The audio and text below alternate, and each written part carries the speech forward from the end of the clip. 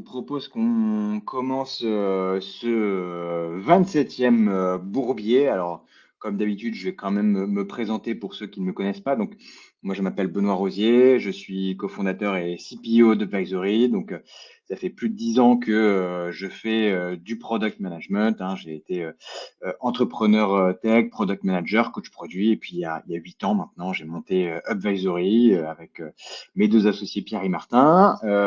Et puis, bah, j'ai la chance d'être animateur de ce bel événement qu'est le Bourbier et du coup de recevoir des product people d'exception. Donc, c'est toujours très, très sympa. Bon, juste pour présenter rapidement Advisory qui sponsorise le Bourbier. Donc, Advisory, c'est une agence conseil hein, dédiée au monde du produit. Donc, on adresse différents métiers. Donc, bien évidemment, le métier de product manager, mais pas que. On fait aussi du product design, du product engineering, beaucoup de transfo produits et bien évidemment de la formation produit, hein, parce que le product management reste une discipline complexe et évolutive. Donc, il y a pas mal besoin de formation. Et donc, n'hésitez pas à faire un tour sur productcampus.com, qui est l'unique plateforme dédiée au product management et à la formation au product management en français. Donc, on a pas mal de cours dessus et on va notamment sortir dans les prochaines semaines tout un module dédié au product analytics. Donc, voilà, un truc assez costaud et assez sympa. Petite nouvelle qui est même pour ceux qui viennent souvent, une grosse nouvelle. Le Bourbier fait peau neuve et deviendra un nouveau concept qui sera celui du Dwitch produit, où l'idée c'est que j'invite un mordu du produit à prendre un sandwich et à discuter produit. Donc l'idée derrière tout ça, hein, c'est de se professionnaliser encore plus. Donc on fera un live stream sur le jeudi de 12h30 à 13h30 qui sera ensuite disponible sur YouTube et sur toutes les plateformes de podcast. Donc, bon, bah, l'idée, c'est de venir hein, nous écouter durant votre pause déjeuner. On va accueillir nos invités en physique cette fois dans un studio dédié pardon, avec un décor spécifique. Donc, voilà, un truc normalement assez costaud et assez sympa.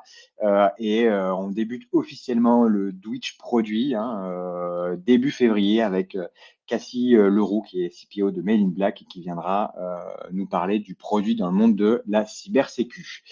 Mais donc, on va encore profiter de cette dernière heure du Bourbier avec Nicolas. Donc, Nicolas, ça fait plus de 10 ans que tu fais du produit. Tu as un super parcours. Je vais te laisser compléter cette présentation. Mais voilà, tu as été VP Product chez Miro, hein, qui fait partie du club très fermé des licornes françaises. Et tu as été CPO de Bump, qui est voilà, une super boîte qui propose des bornes de recherche pour les entreprises et les commerces. Tu vas d'ailleurs nous en parler un petit peu plus. Et donc, ce qui est top avec Bump, et ça va être ultra intéressant d'en parler, c'est que voilà, on parle d'expérience utilisateur pour du soft, mais aussi pour du hardware. Et ça sera l'objet de notre talk. Et du coup, Nicolas, je te laisse la main. Ben, merci Benoît, et merci aussi à Marie-Solène d'avoir organisé tout ça. Tu as un peu présenté mon parcours. Effectivement, moi, ça fait une dizaine d'années que je fais du product management. On en parlait juste avant avec Benoît en off. Moi, je suis un autodidacte du product. Aujourd'hui, ce qu'Advisory fait, moi, je trouve ça génial en vrai. Je me suis formé sur le product sur le tas. D'ailleurs, avant Miro, j'étais dans une petite startup comme First PM et j'ai tout appris et j'en suis très reconnaissant du CTO qui s'appelle Greg. Et Greg, bref, on est toujours potes, mais Greg, c'était un vrai dinosaure. Il avait appris à coder sur Minitel. Il était devenu dev derrière web.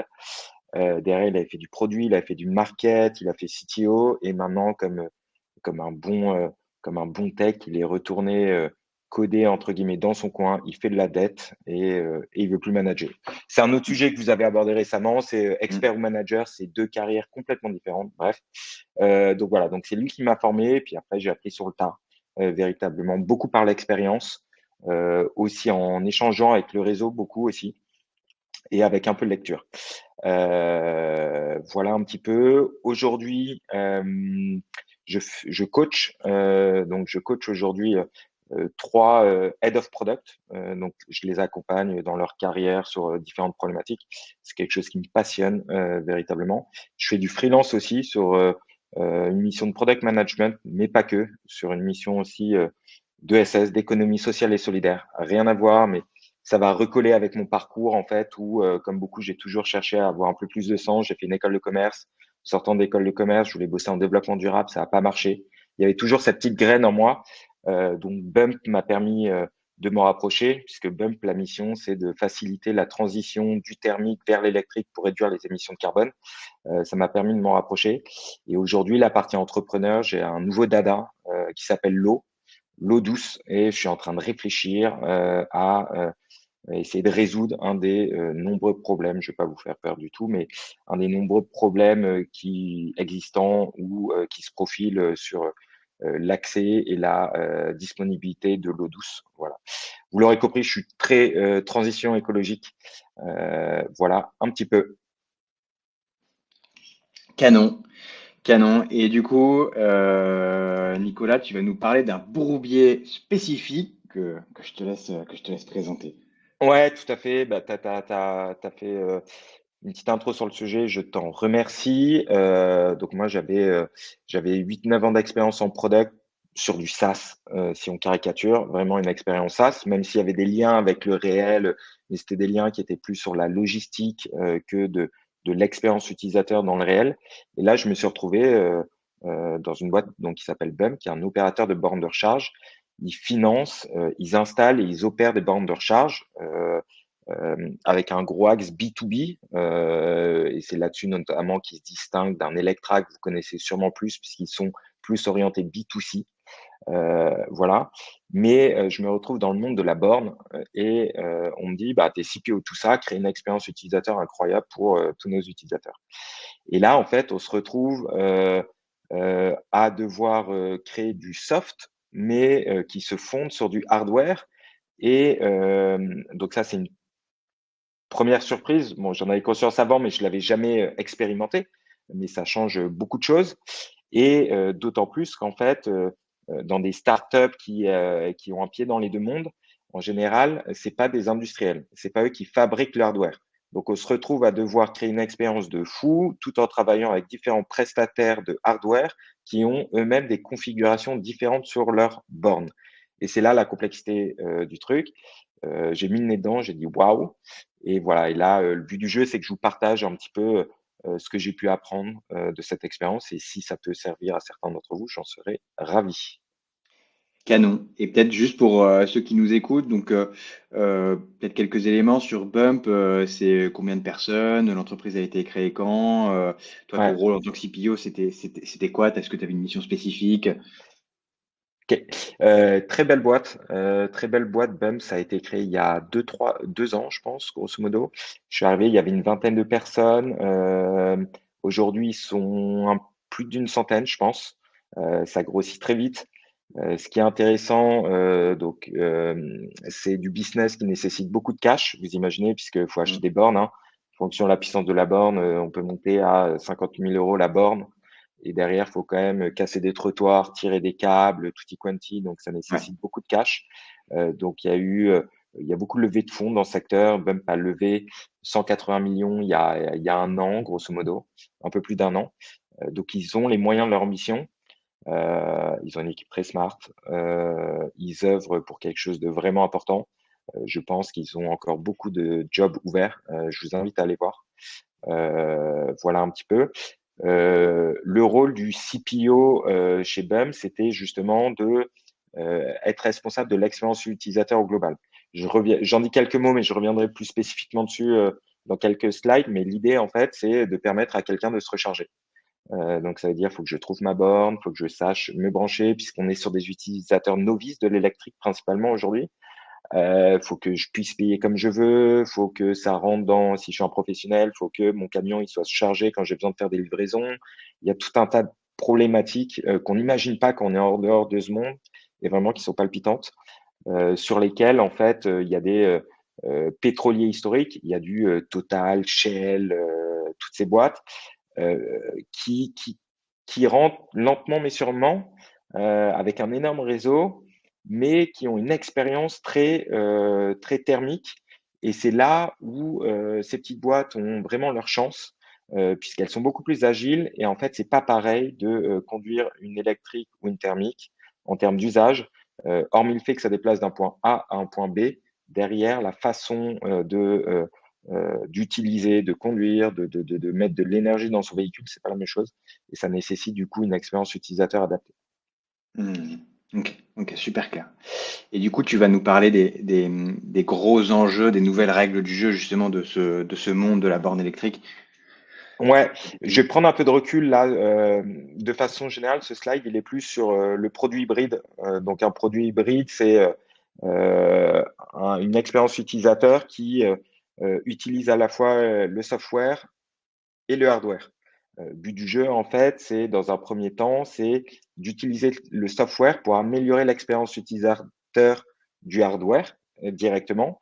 Et ensuite, on pourra aller plus loin. Une fois qu'on aura fait ça, on pourra véritablement euh, optimiser l'expérience utilisateur au global et jouer sur le hardware. Voilà. Et je dis que c'est le futur, en fait, le produit hybride.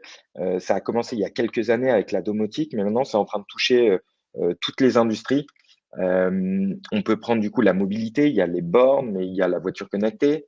On peut prendre tout un tas de services, en fait, qui lient le monde du software et du hardware. Je discutais aussi avec une boîte de transition écologique qui s'appelle SwitchGrid, qui propose en fait d'optimiser votre consommation électrique des CVC, donc c'est climatisation, chauffage, ventilation, CVC. Et du coup, quand il y a des pics de demande électrique sur le réseau français, ils réduisent automatiquement pendant une durée de 60 minutes la consommation de chaque foyer. Donc ça, c'est super important dans le cadre de la transition écologique. Et on voit bien, en fait, du coup, c'est le futur, puisque pour la transition écologique, le but du jeu, c'est d'utiliser la tech pour améliorer un problème physique concret. Et c'est pour ça que ça va, à mon sens, hein, se développer de plus en plus. Donc, vous serez confronté à ça dans votre carrière. Ça, c'est my bet. Des contraintes supplémentaires, et c'est là où c'est fabuleux, c'est que je pense qu'une grande majorité d'entre vous sont sur du SaaS, de la marketplace, ce genre de stuff pur et dur. Vous avez déjà des contraintes, principalement à mon sens des contraintes de temps, des contraintes d'argent et des contraintes DevOps peut-être.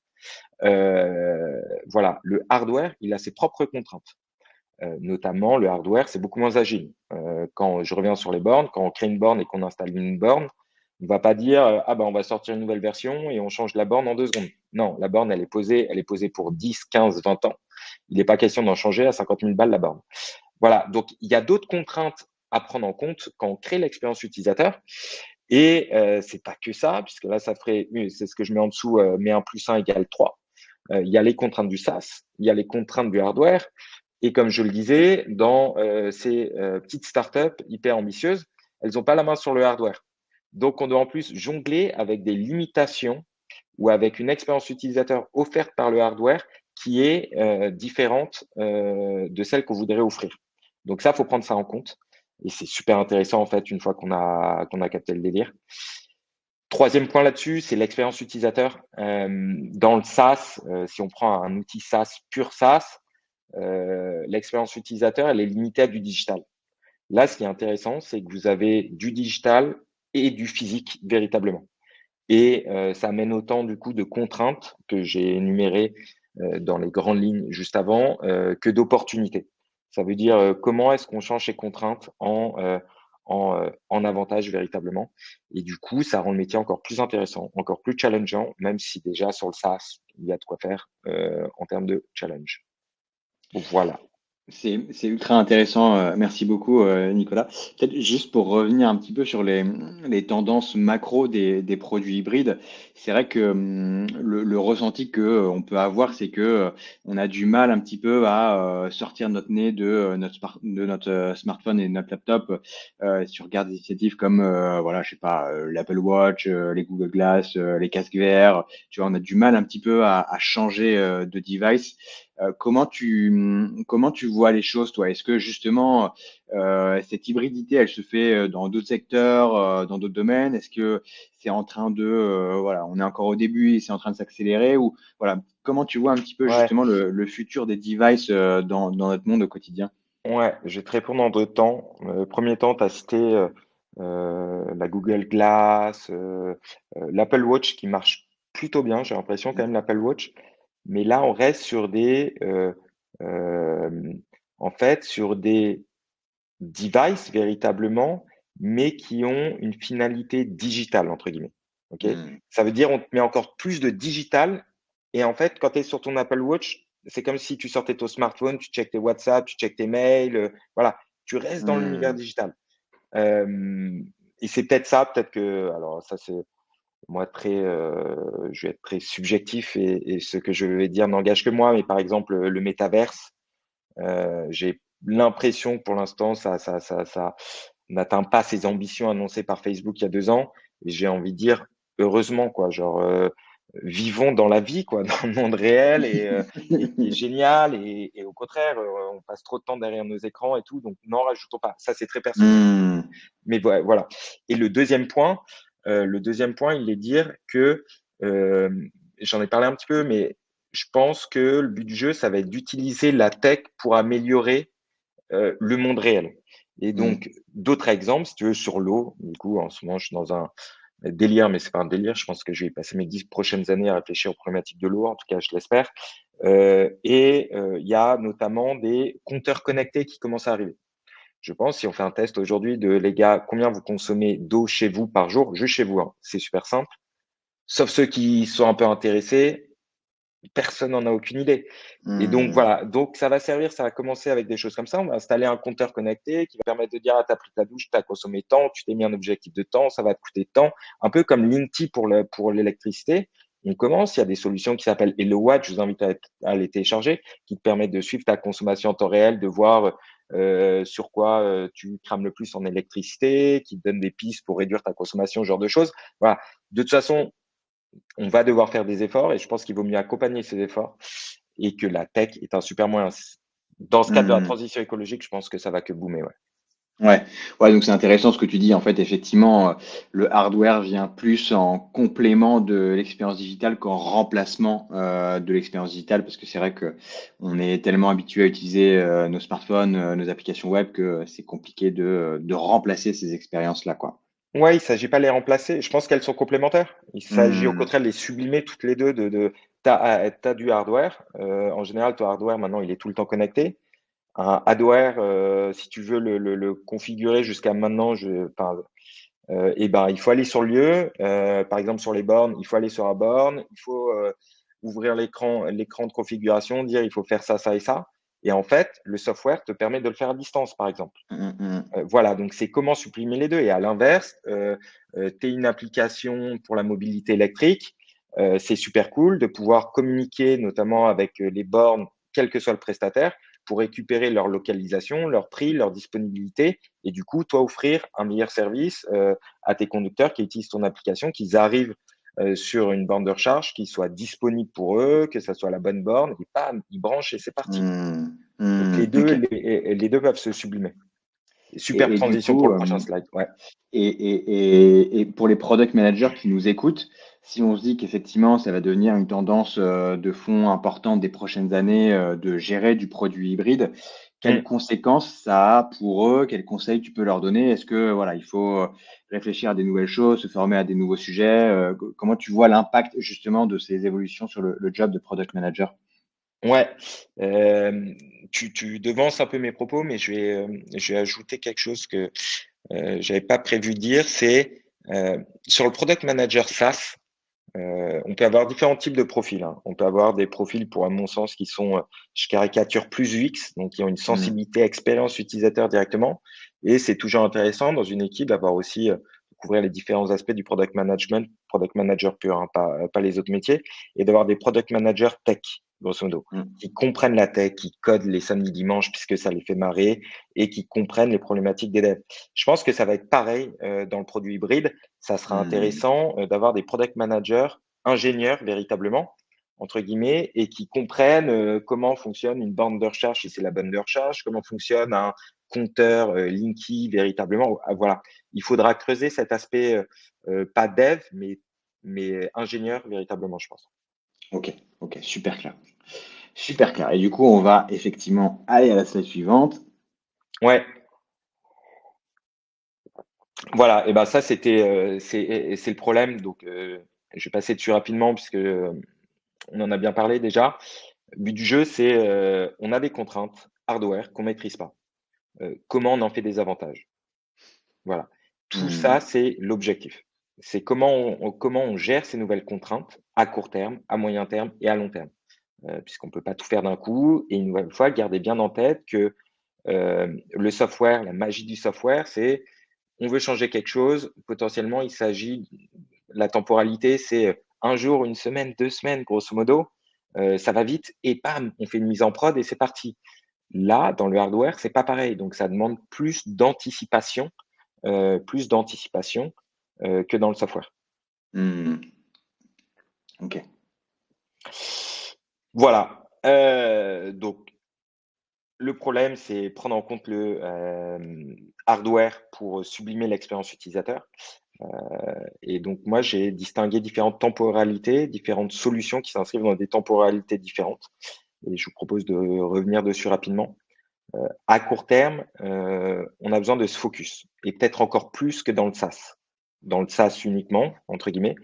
Je reprends l'exemple des bornes de recharge. Le focus, il est quoi? Il est, j'ai besoin de charger ma voiture, je dois arriver à charger ma voiture. Tout ce qui va avant ou après, pour l'instant, au début, c'est du nice to have. Voilà. Hmm, La simplification, elle vient du fait que on a la contrainte de travailler avec des hardware de différents fournisseurs. Et donc, ces différents fournisseurs, ils ont des bornes de recharge. On pourrait prendre d'autres exemples, hein, des compteurs d'eau, si vous voulez. Il y a Suez et Veolia, ils ont chacun le leur. OK? SwitchGrid, dont je parlais avant, ils se retrouvent à bosser avec des radiateurs électriques. Certains, c'est des thermostats, donc on dit 1, 2, 3, 4. D'autres, on donne des degrés. Et c'est derrière, c'est pas implémenté de la même façon d'un point de vue hardware. Voilà. Donc, je prends un peu de recul par rapport à ce que je disais. Il faut simplifier. OK? Il faut accepter de dire, OK, moi, je voulais offrir une expérience top, top, top là. Je peux l'offrir top, top là que sur un provider sur 6. Je vais simplifier et je vais au début offrir une expérience utilisateur peut-être un peu moins bien que ce que je voulais, mais qui est ISO partout. OK? Et ensuite, je vais faire monter tout le monde. Parce que si vous commencez à créer des expériences différentes en fonction du hardware, là, ça veut dire qu'on fait du sur-mesure. C'est exactement pareil dans le monde du SaaS, ce que moi j'ai vécu. Quand un gros client il arrive et dit, moi je mets 2 millions sur la table, mais je veux ça et ça comme fonctionnalité. Ah ouais, mais il n'y a que toi qui les veux. Là, il y a toujours un trade-off qui se fait de, on a besoin de grossir tout de suite maintenant, notamment pour une levée de fonds. On prend ces 2 millions et on fait ce qu'il fait. Ou on se dit, attends, non, on a déjà les fonds, on veut être solide dans ce qu'on construit, construire quelque chose de stable. Et dans ce cas-là, on refuse le deal, mais au moins on construit quelque chose d'ultra stable et qui va nous permettre de pas choper 2 millions, mais 20 millions à horizon 12 mois. Voilà, c'est un peu le même délire. Et l'aspect hyper intéressant à court terme, c'est vous allez utiliser encore plus votre créativité. Puisque vous appuyez pas que sur du soft, sur du digital, sur une expérience digitale, mais sur une expérience physique. Donc, laissez libre cours à votre imagination. Bon, pour les bornes, ça va pas très loin, c'est de mettre des stickers, sur les bornes. Mais ça répond à 80% de la problématique pour commencer.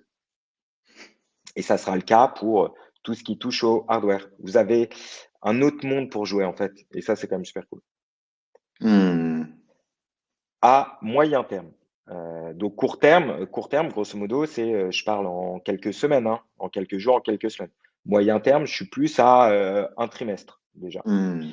La surcouche maison, le truc le plus important, je pense que, je peux, vous donner aujourd'hui, c'est ce que j'appelle surcouche maison, c'est que vous allez être, travailler avec des hardware qui sont connectés et donc qui dit connecté, en général, il y a une API.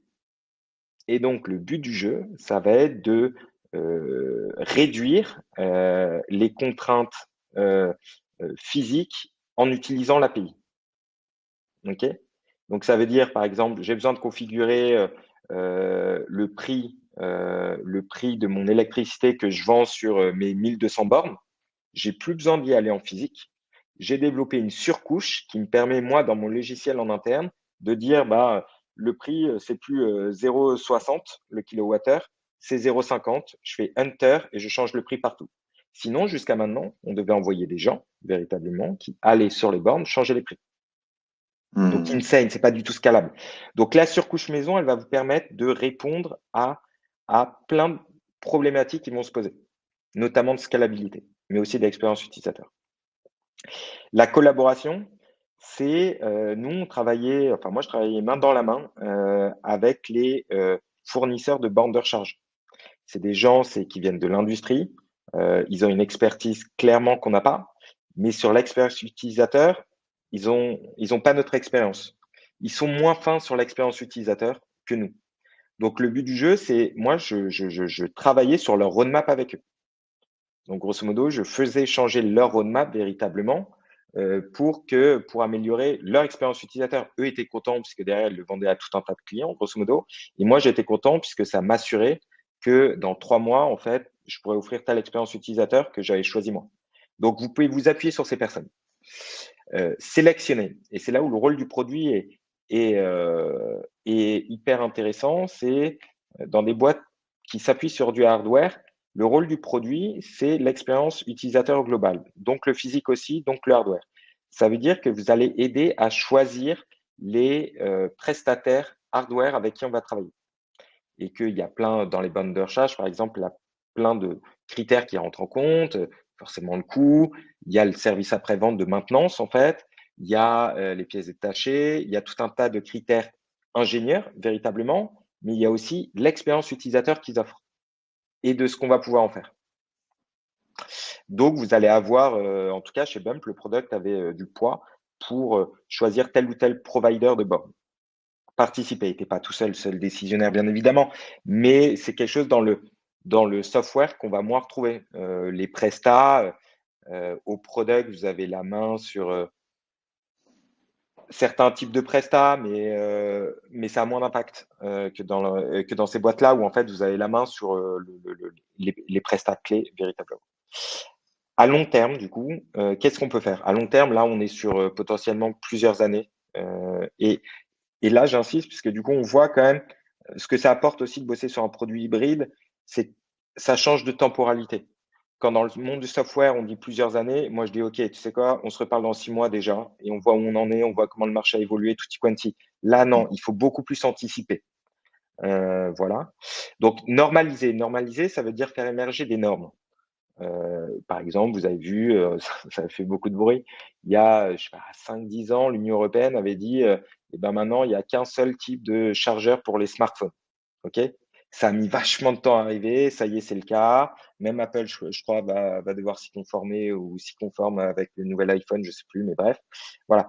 Mais faire émerger des normes sur le hardware.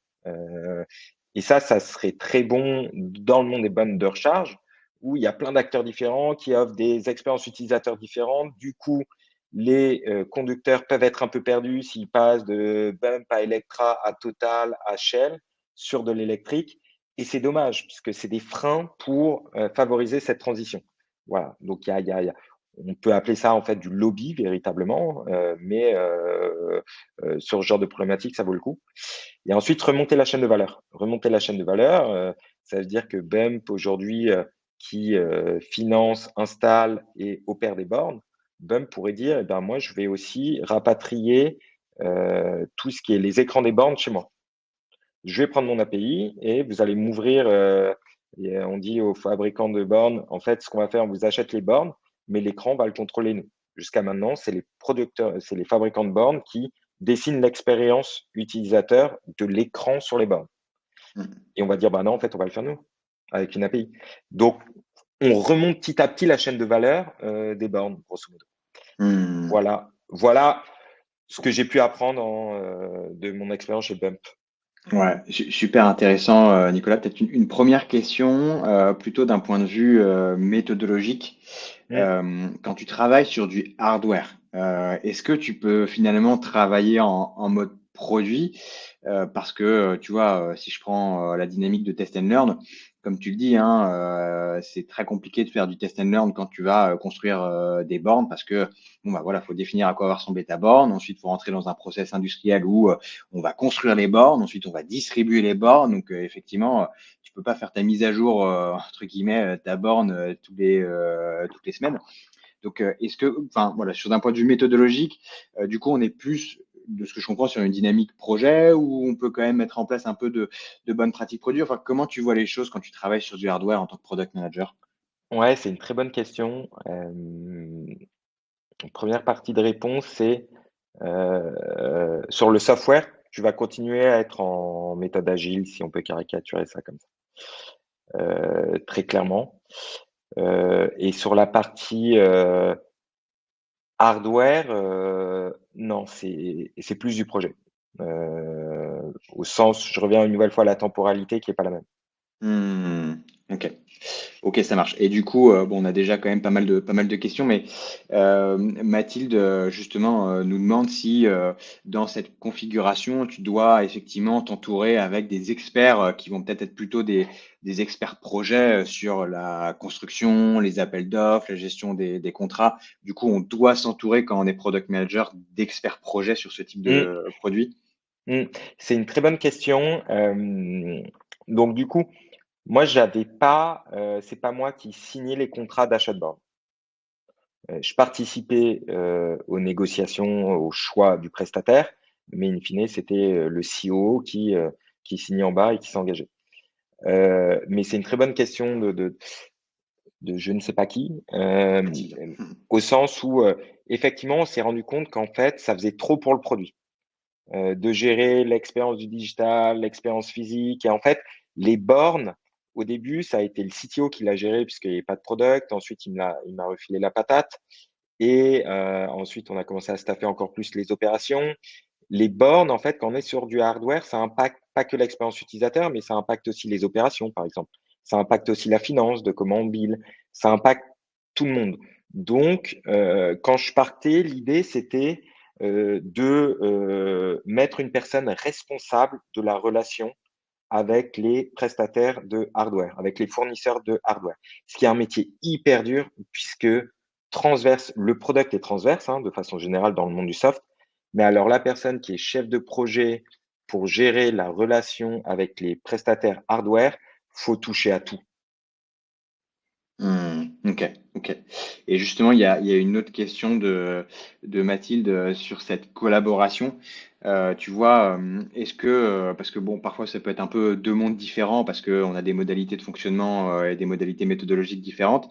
Est-ce que tu as vu, à la fois des choses bénéfiques, positives dans cette collaboration produit-projet et à contrario, parfois, des difficultés, dans justement, la gestion et les discussions avec ses interlocuteurs? En interne ou en externe, du coup? Bah, justement, en externe, de ce que je comprends avec bah, les constructeurs, la gestion des AO, enfin, etc., ce que faisait un petit peu au début le CEO et puis toi derrière, dans cette collaboration quoi, avec les personnes qui ont une casquette un peu plus projet et qui viennent du monde industriel. Ouais, on en revient toujours, hein, c'est temporalité qui est pas la même. Donc ça, c'est la grosse problématique. C'est ça. Donc, moi, il y avait des industriels à qui on achetait des bornes. Je m'en rappellerai puisqu'ils me font toute une démo de comment ils vont changer l'expérience utilisateur et notamment des écrans. Je dis OK, cool. En même temps, je fais 1 milliard de retours. Ils sont là, amazing, amazing, amazing. Et il dit on prend ça en compte, on prend ça en compte. OK, tu dis trop cool. Et puis à la fin arrive toujours, hein, puisque là je suis dans le pot du client, donc je suis grosso modo face aux personnes du produit chez eux, et je leur dis quand les gars? Et les gars ils disent 6 mois, mais avec ce que tu nous as dit, peut-être 12. Je suis là, wow, what the fuck. Donc voilà. Donc et c'est là où je raccroche à la surcouche maison. Ok, on sait que l'expérience optimale qu'on voulait, elle arrivera peut-être dans un an, et il faut même pas tabler dessus. Ok, on le sait. Enfin, on n'aura pas exactement ce qu'on veut. Donc, comment on fait d'ici là et puis même après pour combler le truc? Et si possible, la surcouche maison, donc créer un service API qui permet de compenser des limitations, c'est là-dessus où il faut investir d'un point de vue soft. Hmm. Ok. Et peut-être une dernière question qui a pas mal de votes là avant de passer à ta prochaine slide. Est-ce que justement sur cette partie hardware, tu as des conseils pour définir une vision produit, enfin même plutôt au-delà, enfin même au niveau de l'expérience globale, parce qu'on parle hardware-software. Comment tu définis justement ta vision produit alors que tu vois le hardware, finalement, il va pas du tout être évolutif, hein. Effectivement, une vision produit, bon, bah, Alors, il l'idée, évolue. c'est. Ouais, il évolue quand même. Non, mais je vois. Non, mais il évolue, mais une nouvelle fois, temporalité. Mais Hmm, le but du jeu, c'est de pouvoir anticiper. Donc, pour anticiper, il faut avoir des choses sur lesquelles on puisse se fonder. Voilà. hmm, Donc, on prend ces nouvelles contraintes et une fois qu'on a ces contraintes, on se dit, OK, sachant ça, je me refocus, c'est quoi l'important? hmm, OK? Et, et, et comment je dépasse ces contraintes? Euh, voilà, il y a des choses qu'on ne peut pas changer du jour au lendemain. Il hmm. faut l'avoir en tête, il faut s'adapter à ça. Ouais. Puis après, je pense que dans tous les cas, ça va pas avoir un impact majeur sur ta vision produit, puisque la vision produit, la temporalité, c'est minimum du 4-5 ans. Donc, je pense que ça devrait pas, alors à part si tu es sur du hardware, tu dois construire sur une temporalité de 20 ans, mais normalement, ça devrait pas non plus faire bouger ta vision produit tous les 6 mois, quoi. Euh, non, et puis alors là, moi je parle de mon expérience chez Bump, en fait, comme c'est un marché naissant qui a une traction monstrueuse, puisque réglementaire aussi, on n'a pas le choix de ne pas passer à l'électrique, il y a Mhm. beaucoup d'argent dessus, ça va très très vite. Donc ta vision produit, elle évolue super vite aussi. Hmm. Ok, et du coup, tu voulais maintenant nous parler un peu plus spécifiquement de Bump? Alors, c'était pas de. Oui, enfin, du coup, je vais vous parler de BUM. C'était pour vous donner des exemples concrets Mm. de ce que j'ai dit au-dessus. Au-dessus, c'était un peu la théorie. Je résume, entre guillemets, pour moi, pour dépasser les limitations du hardware, il y a différents types de stratégies, court terme, moyen terme, long terme, grosso modo. Et je vais appliquer ça au monde des bornes de recharge pour les professionnels principalement. Et du coup, je lui donne quelques billes sur c'est quoi être opérateur de borne pour les professionnels. Les professionnels, c'est-à-dire les flottes de véhicules professionnels. Ça peut être aussi bien la poste, les voitures de fonction, ça peut être des bus, ça peut être des boîtes qui livrent pour Amazon. Enfin voilà, ça peut être tous ces gens-là. Voilà, le contexte, c'est que ça fait grosso modo presque 70 ans, allez, 60 ans, que les gars ils ont des opérations aux petits oignons avec du thermique. La grande différence du thermique, c'est que j'ai besoin d'essence, je trouve une station essence, n'importe laquelle en France. En 2 minutes 30, mon plein il est fait, je repars, je sais que je tiens 600 bornes grosso modo. Voilà. Mm. Et alors que quand on passe à l'électrique, ça change beaucoup de choses. Faut trouver sa borne, il y a toujours le stress au début. Et ça, pour ceux qui hésitent à passer à l'électrique, en fait, une fois qu'on y est passé, au début, on stresse un peu. On se dit, oula, la batterie, il me reste plus que Mm. 23% et tout. Et en fait, c'est comme tout. C'est comme ça jauge d'essence. En fait, petit à petit, on sait gérer ça et c'est même plus un stress, grosso modo. Et quand on commence à vraiment euh, quand on a appréhendé l'électrique, quand on passe en dessous de 5%, on n'a même plus peur. On est zen, puis Mm. on fait quoi. Bref. Mais il faut trouver sa borne, il faut lancer une ou des charges, puisque la flotte de véhicules, en fait, eux, ils commencent leur livraison tous les matins à 6 heures du mat. Ils ont 12 camions, ils nous disent il faut 12 bornes. On leur dit bah non, vous avez besoin que de 6 bornes. Là, c'est panique à bord. Ah ouais, mais Mm. pourquoi, comment? Bah, ça va te coûter moins cher. Et, et puis surtout, bah, on va te montrer comment tu vas gérer, comment tu vas gérer tes livraisons. Et c'est là où la technique, le soft est super intéressant et va améliorer l'expérience du hardware. C'est que du coup, on est capable de dire, tu as 12 camions qui tournent tous les jours, tu n'as que 6 bornes ou 4 bornes. Et ben, on sait exactement, les gars, quand ils rentrent au dépôt le soir, c'est le camion 2 qui charge en premier, ensuite c'est le 4, ensuite c'est le 9. Le 12, tu n'as pas besoin, puisqu'aujourd'hui, il a fait que 150 bornes et il fait que 80 bornes demain, tu n'as pas besoin de le charger. Voilà. Donc, c'est là où ça rend le truc hyper intéressant. Maîtriser Mm. les coûts, bien évidemment. Bref, il faut prendre toutes leurs habitudes, savoir les transposer dans l'électrique quand c'est possible. Et il faut aussi vulgariser sur le monde de l'électrique et ce qui va changer pour eux. Grosso modo. Voilà. Et le plus important sur ce slide, c'est sans avoir complètement la main sur les bornes, qui est quand même quelque chose, Ouais. et ni les voitures aussi, qui est quelque chose de super important, Mm. puisqu'on est dépendant des véhicules que nos clients ont achetés. Si tu fais 200 bornes, est-ce qu'elle fait 300 bornes, 400 bornes, combien ils font de livraison par jour et tutti quanti. Ok.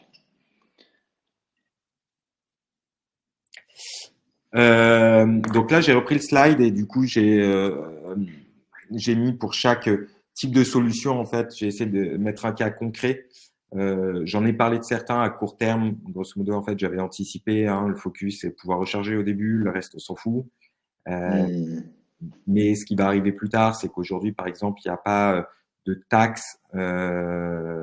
L'URSSAF n'impose pas sur l'énergie électrique fournie par l'employeur, au contraire de l'essence.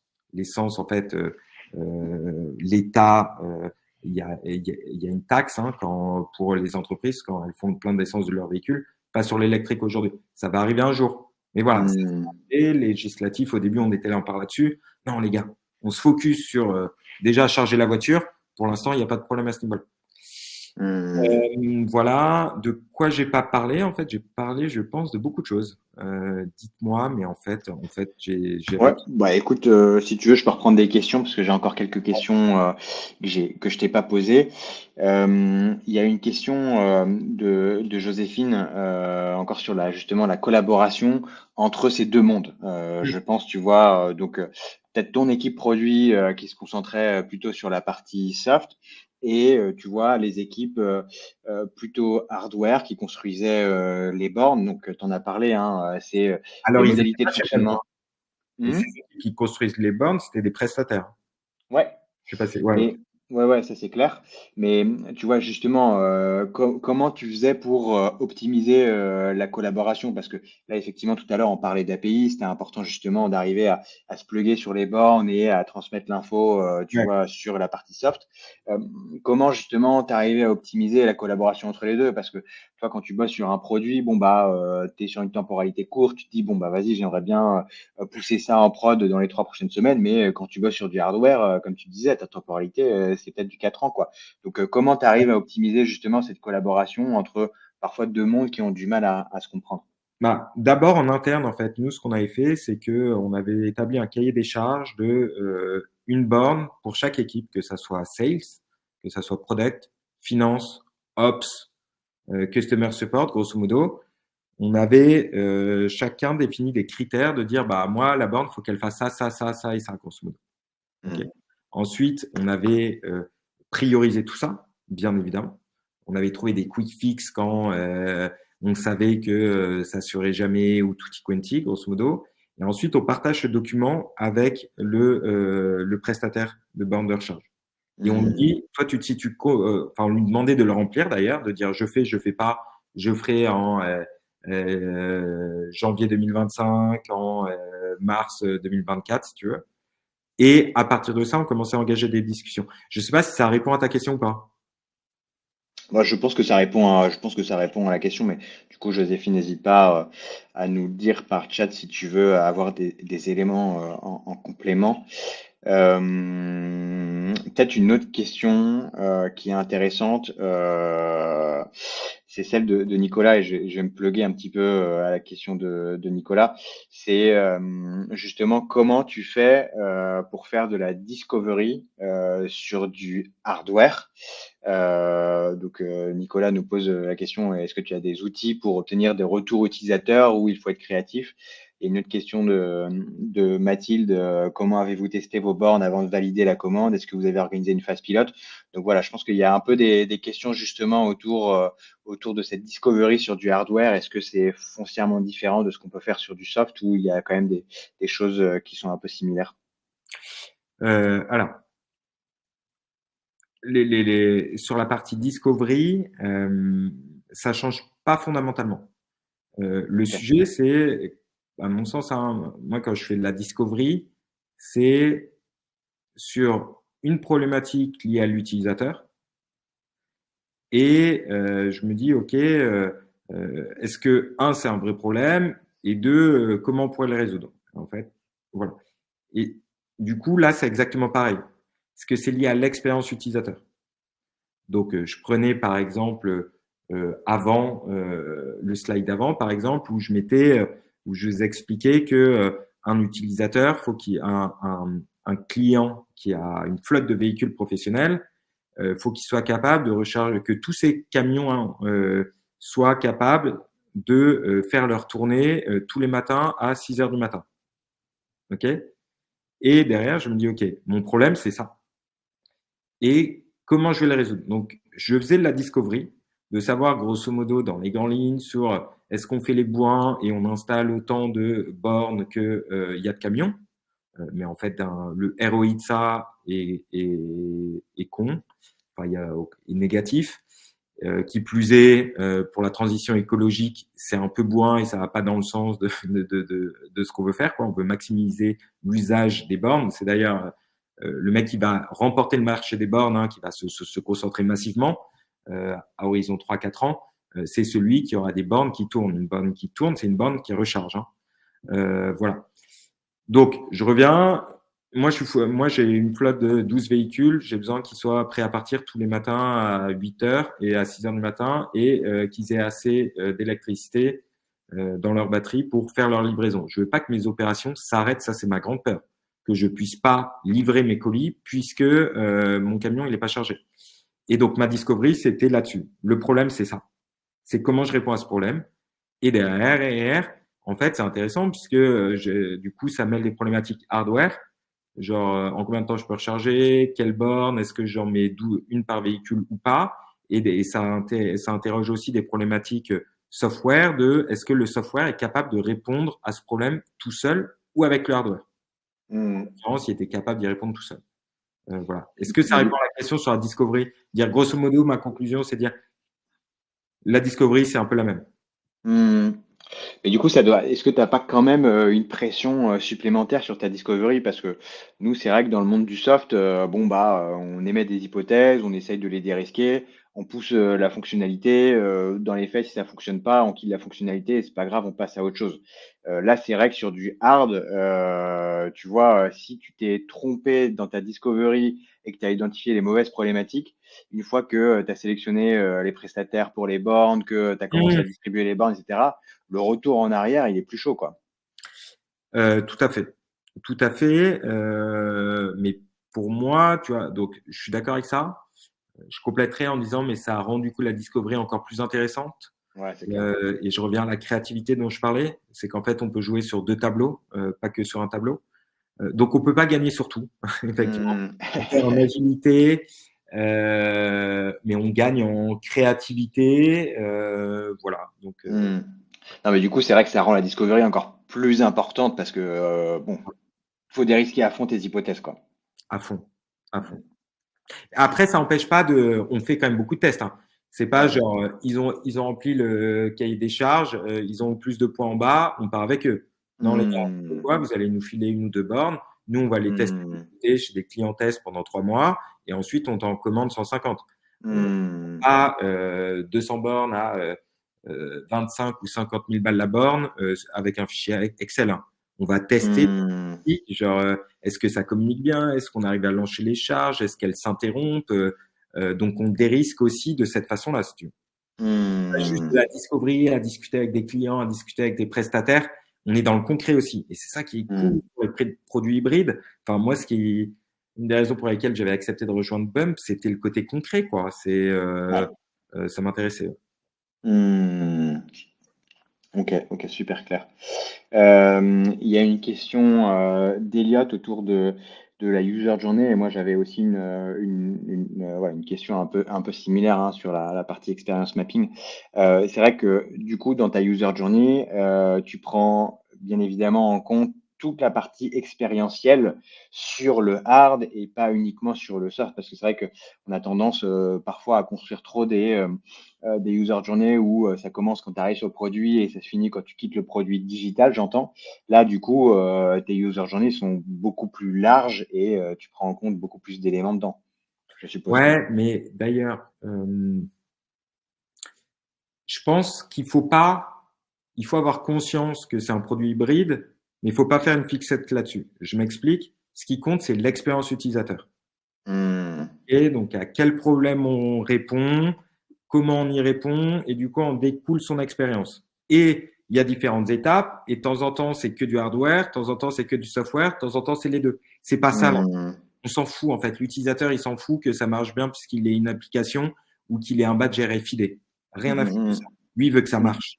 Hmm. Voilà, faut plus voir. Bah, j'ai différentes cartes dans mon jeu. J'ai du hardware, j'ai du software. Très bien, je peux jouer avec les deux et c'est laquelle, à chaque étape, qui va offrir la meilleure expérience utilisateur quand c'est possible. À certains moments, quand il faut prendre ton câble et le brancher à ta voiture, là, t'as pas le choix, on est d'accord. Mais sinon, faut pas partir bille en tête, genre ça c'est hardware, ça c'est soft. Non, c'est quoi mon problème et comment je peux y répondre. Hardware uniquement, Hmm.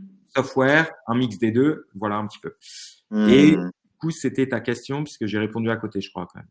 Non, non, non, non, c'est ça, et je pense que c'est intéressant ce que tu dis, parce que, ouais, par exemple, j'ai bossé un peu chez Toyota, et c'est vrai que, tu vois, sur l'application mobile, ils avaient développé une fonctionnalité de déverrouillage de ton véhicule. Bon, à partir du moment où, pour conduire ta voiture, tu as forcément la clé, c'est vrai qu'il y avait très peu d'utilisateurs qui utilisaient cette fonctionnalité-là, parce que il n'y avait pas d'intérêt à l'avoir à la fois sur du hardware et sur du soft, donc je pense que ce que tu dis, c'est intéressant, tu vois, d'arriver à faire les bons arbitrages et pas de se dire le soft avant tout. Parfois, on va avoir des fonctionnalités qu'il faut uniquement garder sur le hard et c'est très bien, quoi. Non, mais tu vois, dans l'exemple que tu donnes déjà, c'est quel problème Toyota essaye de craquer avec ça. Et Mhm, derrière, c'est plus de dire, bah, tu sais quoi, en fait, moi, j'ai fait une clé digitale. Donc, je mhm, m'approche de la voiture, j'ai mon smartphone dans la poche, pam, ça ouvre la voiture et j'ai qu'à appuyer sur l'accélérateur et ma voiture est déjà démarrée. Ça, c'est un truc, mhm, en vrai. mhm, Moi, je suis pas dans ces délires d'aller toujours trop loin bref, on est des humains, on peut faire des trucs avec nos mains et nos doigts et tutti quanti. mhm, mhm. Et voilà, ça pourrait répondre à un problème. Je reprends juste la question qui est posée là, si ça te va. Ouais, Où démarre vas-y, vas-y. ton user journey à l'utilisation ou à la préparation du déploiement? Moi, j'aurais une question pour répondre à cette question. C'est la user journey de quel persona? Parce qu'en fait, il y a différents personas. Est-ce que c'est Mhm, le conducteur? Est-ce que c'est le responsable de flotte? mhm. Bah, Eliott, si tu veux nous préciser ta demande en chat, comme ça Nicolas se fera un plaisir de finaliser sa réponse. Et en attendant, je vais juste prendre une dernière question parce que il nous reste plus beaucoup de temps. Alors, il y avait une question de Nicolas sur justement la gestion du hardware. Est-ce que le hardware est exclusivement installé en France ou en Union européenne, voire à l'étranger aussi? Et est-ce que du coup, il y a eu des contraintes supplémentaires par rapport à ça? Et c'est là où je vous dis, pour ceux qui le veulent, c'est une belle boîte avec des vraies valeurs, au sens où on est à l'opposé du greenwashing et ça ouvre un peu une nouvelle objet de discussion là-dedans. C'est comment faire un produit responsable. Donc, c'est des problématiques qui sont connues dans le monde du SaaS. Et Bump, en fait, un des critères pour choisir tes bornes qui avait beaucoup de poids, c'était le lieu de production des bornes de recharge. Hmm. Bump n'achète des bornes à date uniquement produites en Europe, voire en France. Hmm. Il y en a en France, vers Bordeaux. Il y a un producteur de bornes à Bordeaux. Il y en a beaucoup en Espagne, au Portugal. Et du coup, on aurait pu avoir des prix moins chers en les achetant en Chine. Mais non, ça fait partie en fait de ce qu'on vend, enfin de ce que Bump vend. Je trouve que là-dessus, ils vont, dans la mesure du possible, au bout des choses, de dire transition écologique. Il y a ce qu'on vend, donc faciliter la transition, et comment est-ce qu'on le fait, nous, derrière, sous le capot. Ils sont aussi propres là-dessus, quoi. Hmm. Ok, ok, très clair. Et après, juste pour finir sur la question d'Eliott qui nous a précisé un petit peu ce qu'il voulait dire. Donc, selon les différents personas, les points de contact BUM client, donc plusieurs user journées, j'imagine. Ouais. Oui, il y a plusieurs personas. Tu as le responsable de flotte, donc lui qui veut que ses camions puissent rouler, grosso modo. Son expérience utilisateur, elle commence, comme on est sur un marché naissant, elle commence bien avant l'installation des bornes. Elle commence sur une partie conseil de t'inquiète pas, on va t'accompagner. On va t'aider à choisir les camions que tu devrais acheter. On va t'aider à définir quel type de borne tu as besoin. Tu n'as peut-être pas besoin de mettre du 300 kW sur tes bornes. Peut-être que du 20 ou du 50, ça suffit. Voilà. Donc, donc ça commence très en amont de phase de conseil avant-vente, on va dire, de vente, d'installation. Et après, tu as la partie opérationnelle. Les bornes, elles sont installées, ces camions, ils doivent livrer. Voilà. Et c'est là-dessus qui nous attend. C'est des camions, dans un premier temps, qui puissent livrer, et dans un second temps, que ça lui coûte moins cher qu'avec le thermique. Et là, c'est la deuxième phase dans laquelle on est en train de rentrer globalement dans le monde de l'électrique. Voilà. Et ensuite, tu as le conducteur. Le conducteur, bah, c'est un peu pareil. Le conducteur, lui, ça arrive il a besoin de recharger. Où est-ce qu'il recharge? Pourquoi? Comment il fait? Voilà. Et après, de toute façon, comme c'est la boîte qui paye, la partie finance repasse côté responsable de flotte et DAF.